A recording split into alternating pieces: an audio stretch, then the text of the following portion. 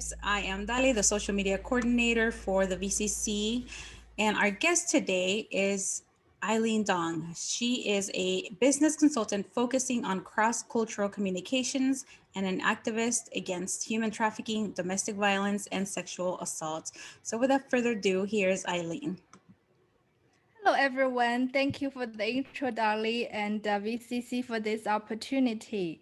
Yes, today I'm going to talk about tips on doing business with Asia.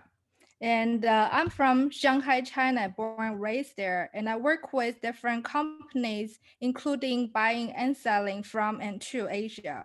So I want to tell you and share with you the business tips that I share with my clients, as well as the law enforcement that I work with tackling, such as the sex trafficking ring. So first of all, gifting. A lot of us, for courtesy, we say, okay, it's my first time meeting the clients. What am I gonna give? Well, no, no, no, no knives. I know that sometimes, especially for men, you say, okay, it's really nice. I'm gonna give a Swiss knife, pocket knife, and all those functions. It's great, but in the Chinese culture, it signifies danger. So that is a no. Secondly, never give a watch or a clock, and because that is the same pronunciation, should I say, that signifies death. So it's very bad luck for Chinese people to receive that. And I have received that before. And I was kind of speechless because, you can't really return the gift. So these are the gift tips. In terms of numbers, and colors, when it comes to designing a marketing campaign, for instance, we worked with one of multinational companies that was having a marketing campaign at the expo in Shanghai, China. And so obviously you're gonna have, the river, the Yangtze River in China instead of, the Hudson River from New York City. And obviously you're gonna have Asian face in the picture. Then whether it's white folks, Hispanic or black, just because so that you can relate to them. And also regarding color, I'm sure you're familiar that you see all those TV shows and the backgrounds or festivals with color red and the beautiful dresses, because that is a lucky color. That is a color that people wear for the wedding. So if you want to design something that's festive, like celebration, use the color red.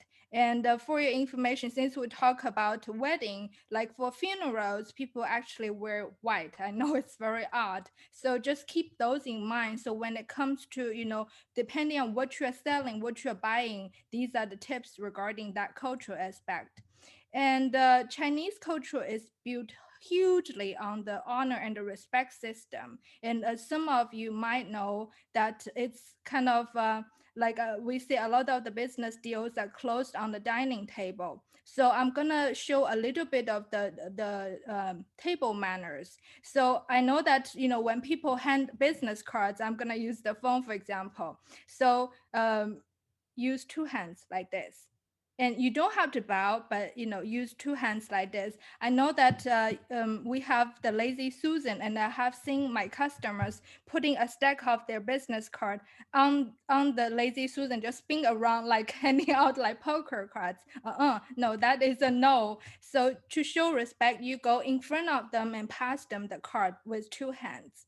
And also when they're gonna serve you tea or alcohol, and they're gonna make you get drunk, and that is the Chinese hospitality. Nevertheless, referring to this because of the table manner. So again, using this as the table, this is the flat countertop of the table. When the host or your guest serve you the tea or the wine, this is what you do. Use the what is this? The Right. index finger, and just like do twice.